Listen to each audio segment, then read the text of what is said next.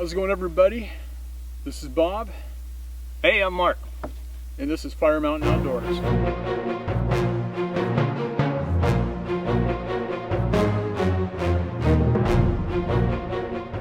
Mark and Bob here. What are we talking about, Bob? Today we are looking at truck guns. And there's got to be some people right now that are watching saying, what the heck is a truck gun? And there's also people that are looking at this thing and they would consider this an arsenal, Bob.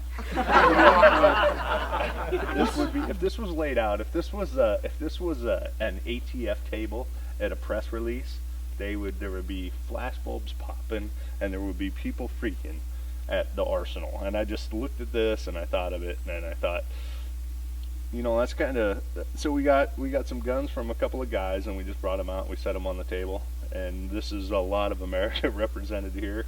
This would be sort of a collection that they have, and it's not a big scary thing. It's just some of our items that we have in our possession that we like. If this was considered an arsenal, I would be cracking up right now. Right, exactly.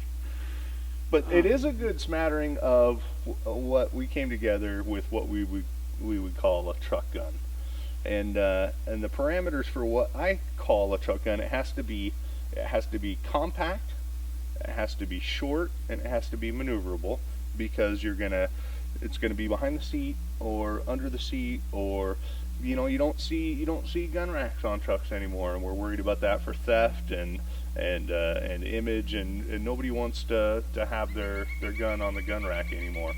So a truck gun is going to be pretty compact. One of the things that I like to see in a truck gun is that they're inexpensive. Some of the guns that we have here represented fit two of the three categories, and they're compact, they have some good firepower, and they're easily deployable, but they're not inexpensive. And one of the ideal things of a truck gun is that you're going to leave it in the truck. It's going to be, you'll probably leave it in overnight, or you might leave it in there all the time. Right. And it's going to be subject to the elements and corrosion and neglect, and it's going to get some rust spots, and it's going to get some gouges, and it's from a shifter or whatever underneath the seat. So some of these don't really qualify except for that they're maneuverable. They're maneuverable, but at the same time, I think that they do deserve an honorable mention in this segment. And that's why they're there. Yeah, so we agree on that. That's right. So anyway, moving forward, you know, a little background on gun laws as far as truck guns go. Primarily, you're going to find them as being a rifle. And the important thing to know about having a rifle in your vehicle is it cannot be loaded while it's inside the vehicle. And what's interesting about that, Bob, is that varies from state to state. Yes. Now that is true with Washington in that we can't carry a loaded rifle in a vehicle. But across the river in Oregon, for instance, you can carry a loaded rifle. You can't hunt with it, but you can have a loaded long gun in Oregon. Right. And so that varies from state to state, and so it's imperative on you to research your laws so you don't get in trouble. On you. Yep. So why don't you go through some of the examples that we have? Okay, well, let's start right here. We've got you know, something that's probably considered by most to be one of the ugliest guns on the market, but luckily Mark has done some modifications to this actual high point 9mm carbine that make it a little bit more aesthetically pleasing. The good thing about having a high point 9 carbine is these are relatively inexpensive. You can pick these up you know, for a relatively reasonable price, probably around $350 if my memory serves me. You know, you can find well, my price point on a high point is about $2 1/4. If you can find a 995 for $2 1/4, it's a buy. This one has ATI stock that I adapted to it that makes it a lot prettier. The original 995 was as ugly as a truck jack, and just horrible looking. In fact, the ugliest gun I've ever owned, and that's why I put this stock on it. But they're inexpensive. High Point has kind of a bad reputation among handgun owners as being a really inexpensive, disposable, cheap weapon. But I love this carbine, and all the High Points have a lifetime warranty. If you ever have a problem, High Point has a great reputation on taking care of any kind of an issue if you got broken parts or whatever. So I think that the High Point 995, which is a 9mm, is a great truck gun. It extends the range. This thing's accurate out to 100 yards with the 9mm ammo. Amazingly accurate for shooting 9. It's inexpensive to shoot, and I think that this makes a great truck carbine. Very fun to shoot too. I mean, when I think of High Point, like you said, with the handguns, it's probably one of the fuggliest pistols out there on the market. The rifles or the carbines weren't much better, but with the ATI stock on it, you add the Vortex Strike Fire and a light on it, it turns this thing into a very nice system for what a truck gun could be. We would end the conversation right here and right now if High Point put, other than the single stack proprietary magazine, if they made their carbine so it would take a Glock magazine and like a Glock 19 or 17 magazine, and then you could use the 33 rounders, we would be done with the conversation, unless you needed a rig that was good out to 200 yards. But that is the only drawback to the High Point 995 as far as I'm concerned, is the single stack magazine. It's also available in 40 and 45. They've made the stock slightly sexier now. It doesn't have the aesthetics of a truck bumper anymore, but that's I think that's a good example. It is. I'll go put this one in the truck and let's talk about another one. Next up would be the SKS Paratrooper. Different than the SKS, which I think had a 20-inch barrel. The Paratrooper is a 16-inch barrel, which makes it a lot more compact. This one's been outfitted with a Tapco stock with a collapsible buttstock, which makes it even shorter and makes it maneuverable within the cab of the vehicle as you're trying to get it out from behind the seat. The benefits of the SKS is it shoots the 7.62 by 39 round, which is pretty high powered. It's roughly equivalent to the 30-30 in ballistics, and normally it's equipped with a 10-round box magazine. You can get 10-round strippers to feed your ammo pretty quick. It's also, this one's been, because of the Tapco stock, it can take the Tapco magazines, which have 20 or 30 round capacity, and that's a pretty good amount of firepower to quickly deploy. It's pretty accurate for what it is, and this would make a good truck gun. Agreed. What's next, Bob? We're looking at the Model 94 Winchester lever action. This one is chambered in a 44 mag, which is a round that's got a lot of knockdown power in it, and certainly enough to eradicate any sort of large game that may be on your property. If you have a coyote that's trying to get into your chicken coop, as you're coming around the corner, this would be a fabulous weapon to do it. And it's got a pretty good capacity on it, up to 12 rounds, I believe, in the tube magazine on this. Mm-hmm. The only drawback, I think, with something like this is cost. Prices on these seems to be creeping up there quite a bit. Used to be able to pick these up for $2.5, $3.50. Yep. And now something like this may be on the upper end of what you'd be willing to sacrifice as far as a truck gun. The other drawback to this being a truck gun would be because of the tube magazine. The other weapons that we had detachable magazines, and it was quick to load. This has the old feed gate, so you've got to dig your rounds out of your ashtray or your pocket or the box or wherever you put them, and you can't find them, and you're scrambling around, and then you gotta jam them in there. So it's a little bit slower to deploy, especially if you live in a state like we do where you can't have any ammo in the weapon itself. They do make now, like Rossi has the mare's leg is what they call it, which is basically a 94 that's in a pistol format, and you can keep that thing loaded in your vehicle and not have any issues, at least in Washington State. If you have a concealed pistol license. Exactly. Yeah. Yeah. What do we have next? The next one is it's actually my new favorite truck gun. Bob, you've had a lot of these. You know a lot more about these, but this is a Mosin Nagant M44 carbine. This shoots the 7.62x54R round, which has got a lot of power. It's roughly equivalent to the 30-06 or the 308.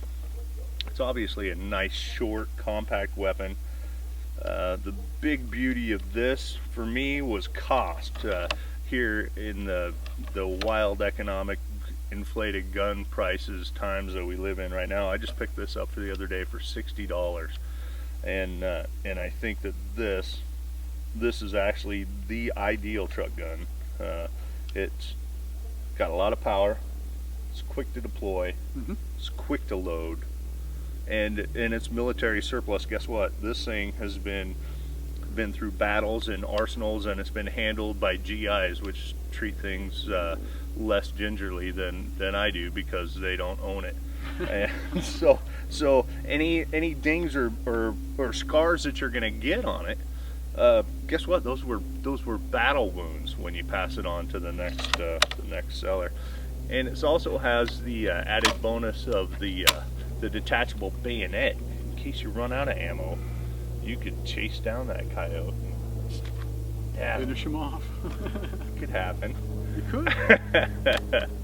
So I think out of the group, I think this is one of my favorites right here. It's a very good one. Yep. What's next, Bob? What do you got here? Well, these last two, I think, are probably more deserving of an honorable mention.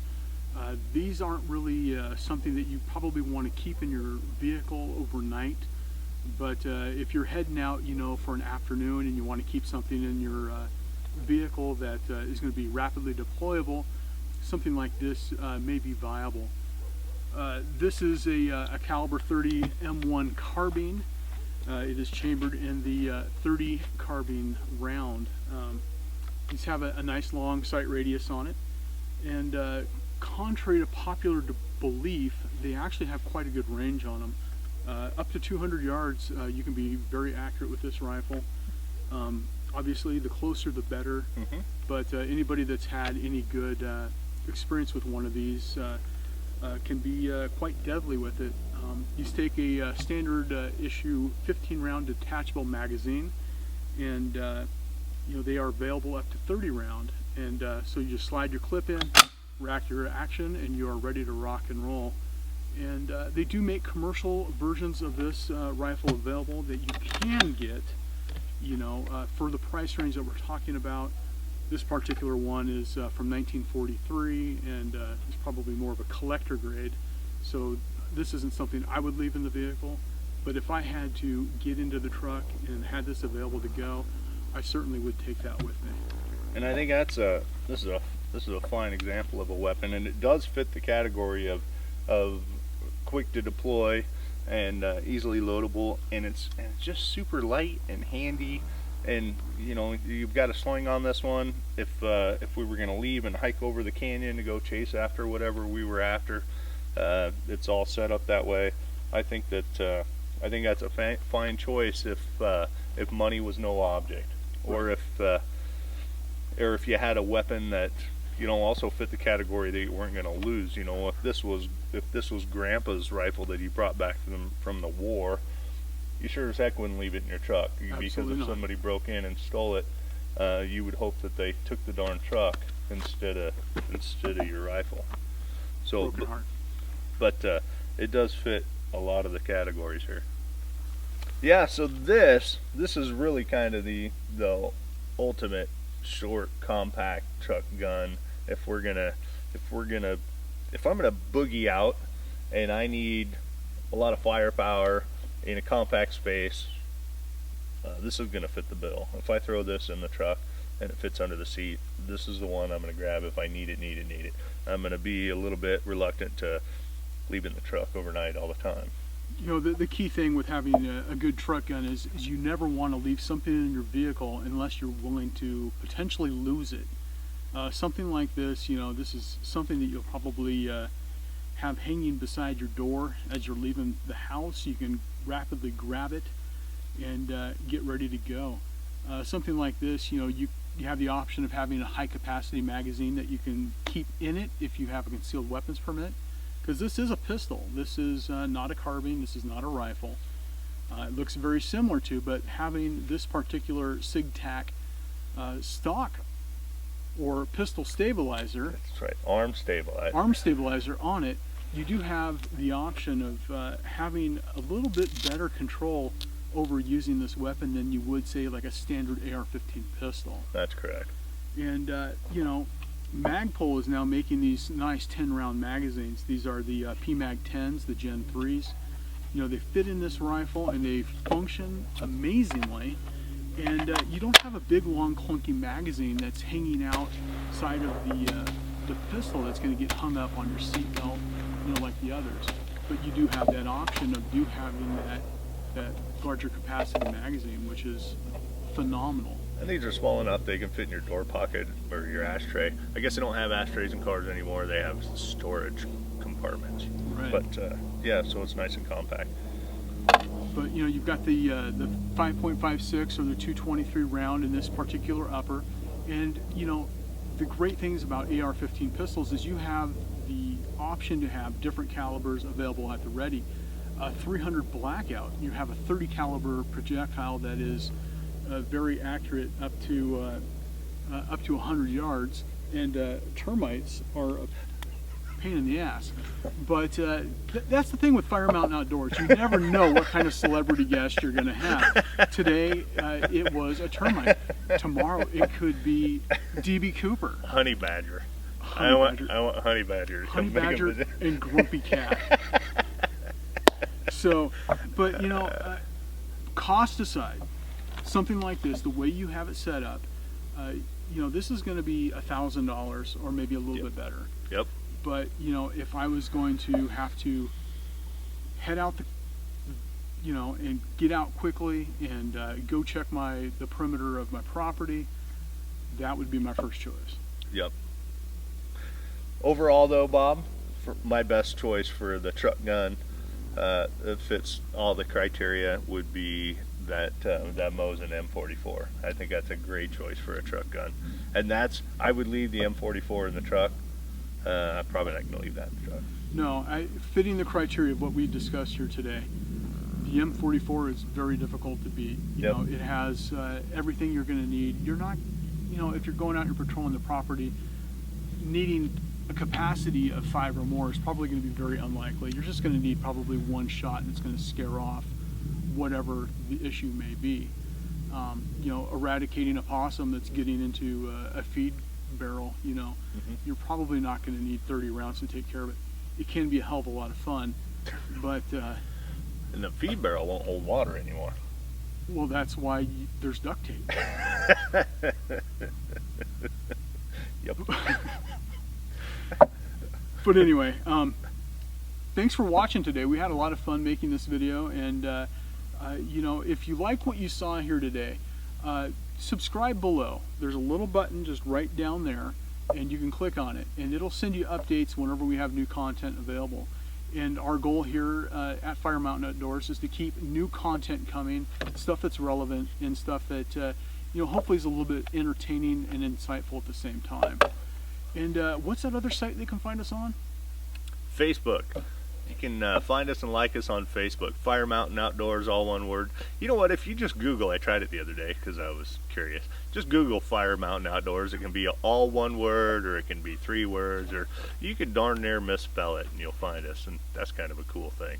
So look at there, and if you're a Facebook fella, I know what some people are saying, but if you are, go ahead and like us there and join the conversation we're having there. All right, thanks again for watching, and we hope to see some of your input. So, you know, if you have your ideal truck gun that wasn't listed here today, I know I want to hear about it. Absolutely. So post it below, and if you've got a video, put a video comment on there. If you're on Facebook, start up a conversation on there. We're always looking forward to hearing from you guys. So you're the reason why we're here. Keep us going. Thanks for watching.